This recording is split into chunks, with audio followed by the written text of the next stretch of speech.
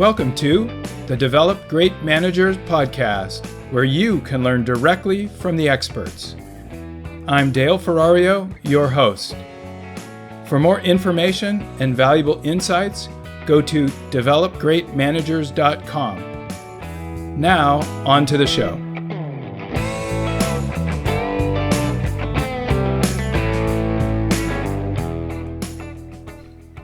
Hey, welcome back. This is the last podcast on goals. I'm super excited because I want to tie everything back up. So let's get started.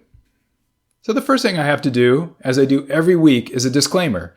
This is the fair use disclaimer, and I want you to know that I will use some copyrighted material, but it's for educational purposes. This fits perfectly with the definition of fair use for three reasons. First, the material is used for teaching purpose. There's no commercial benefit. The second is the material is only a small portion of the total work. And the third, what I do will not materially impact the value of the work. So if you need some more information, take a look at the links on the slide. Now let's get on to the show. I always want to start this off with a quote. Today I have two quotes. The first one, always treat your employees exactly like you want them to treat your customers. And this is by Stephen R. Covey. And the second one, nothing is more effective than sincere, accurate praise, and nothing is more lame than a cookie-cutter compliment. And that comes from Bill Walsh. And you know I'm in the Bay Area, and San Francisco is our team, so we all really appreciate some of the thoughts that Bill Walsh had. All right, so today I'm going to talk about what we talked about in the last couple of podcasts. Then I'm going to jump into the new material. The first thing I'll cover is how to review the results. Next, we'll talk about recognizing your failures. Then we'll jump into celebrating your successes. And finally, we'll talk about planning for the new year. So again, we covered goals in four different components. First, we talked about why do goals. Next, we talked about how to define them. We then talked about how success comes from operationalizing your goals.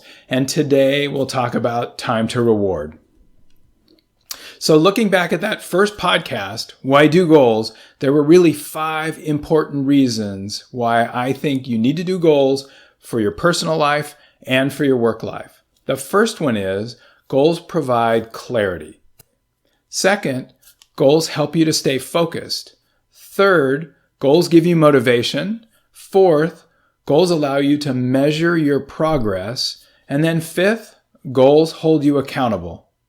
So that was the first podcast. Then we talked about goals and how to define them. And there were really 6 main aspects to defining your goals. The first one was make sure that they're motivating.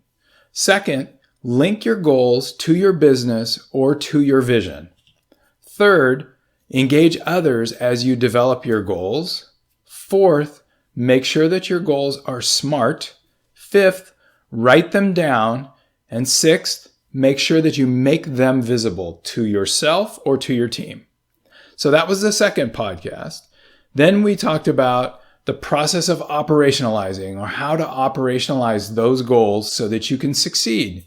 And really there were 5 different areas that I drilled into. The first one was develop a plan. Probably the most important, make sure that you have a clear plan for how you're going to accomplish that goal.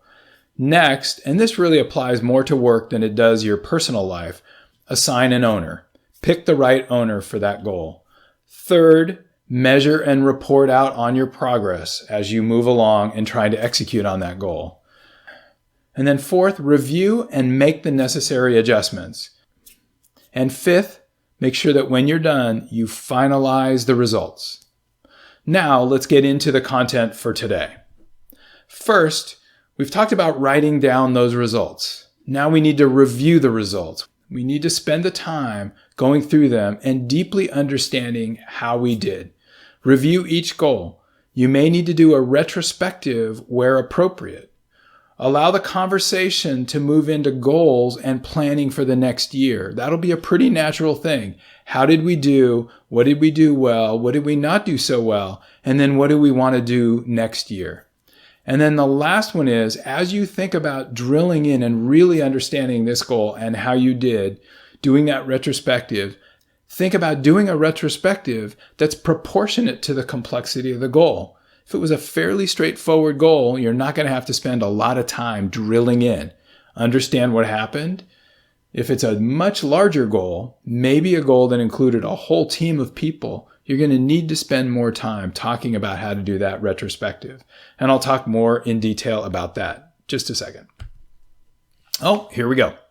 The first thing is, and I talked about scaling it depending on the size of the goal. Most of this is about doing this for a larger project, a project that's at work, or even if it might be a project at home, but it's got multiple people involved. The first thing is make sure that you prepare for that retrospective. Everybody comes in having thought about this. They're not in that room kind of off the top of their head making up things. They've spent the time ahead of time. And if there's data, information that you need to bring, somebody's bringing that information in. The next one is leave your badge at the door. Now, oftentimes you'll have at work senior people and junior people together in a retrospective. You especially need those senior people to not act like senior people. They just come in, they're like anybody else. They're part of the team doing the retrospective. And you need the junior people to understand that that's going to be the case and hold everybody accountable as they do that. Third, make sure that every single person gets a chance to speak. We know that we're going to have some extroverts, we're going to have some introverts, we're going to have people that are concerned about sharing things that didn't go well. You're going to have people that are going to be concerned that somebody's feelings are going to get hurt. And I'll talk about how to deal with that in a second. But you really have to make sure that every single person gets a chance to speak. Someone has to run the meeting.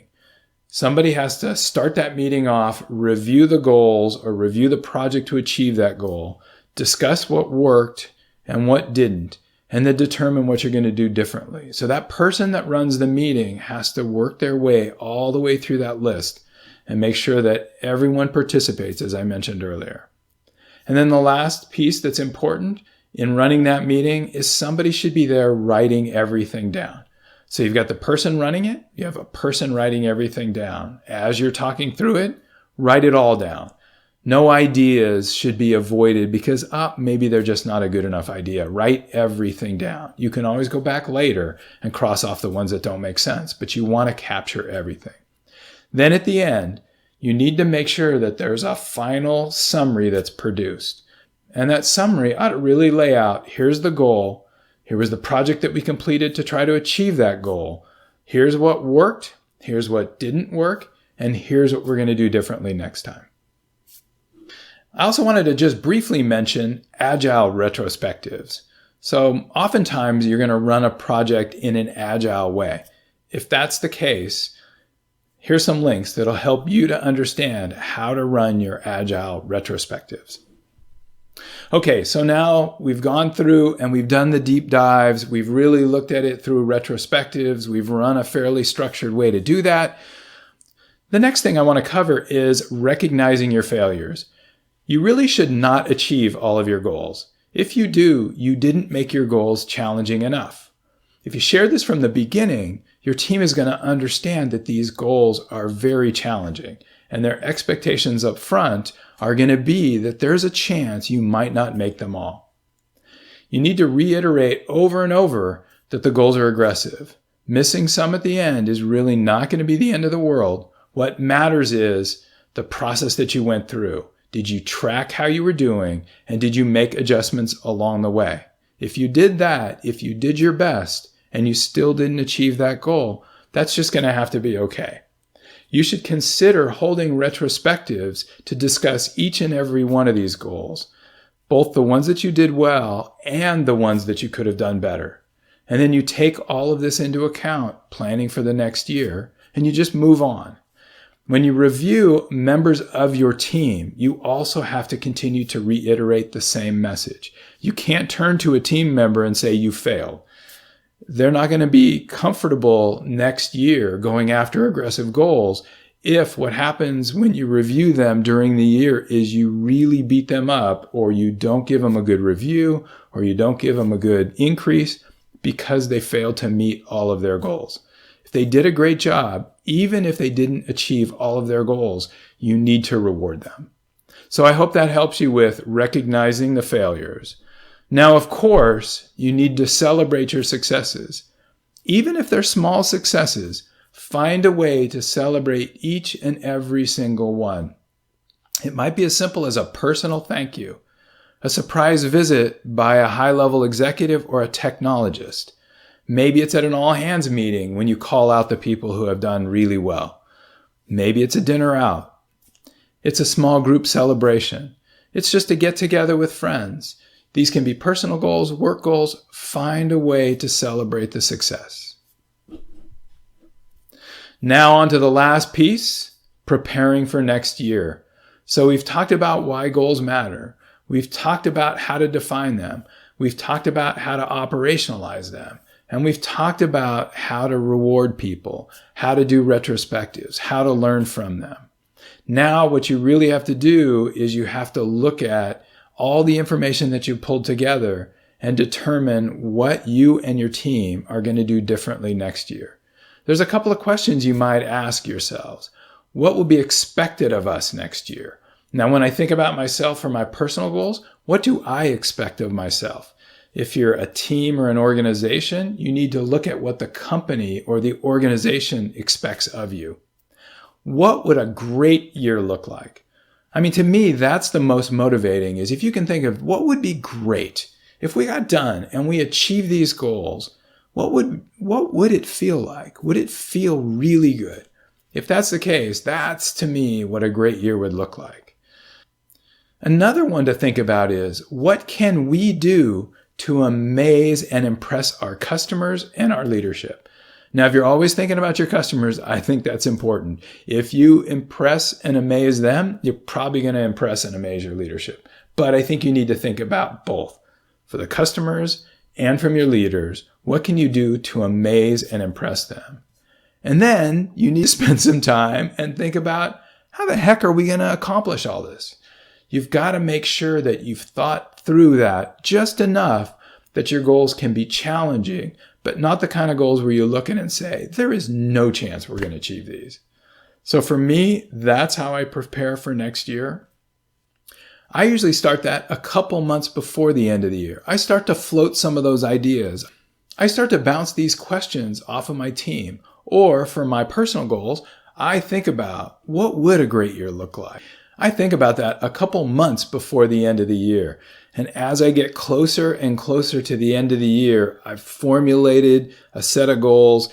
If it's with my manager and I need to spend time with them, I've done a little bit of that. I've gotten their ideas. I've shared some of the big ideas that I have. And then I'm pulling together that final list. So that's how I think about preparing for the next year. So now for you, and I always want to have some kind of an action. I'm sure you're not doing every one of these, but this week, what I really want you to think about, and again, we're early in the year, is determine what you might do at the end of the year. What will you do to review the results and share the accomplishments? What will you do to recognize yourself for your personal goals and your team and your organization for your work goals? What also could you have done better? How are we going to celebrate success?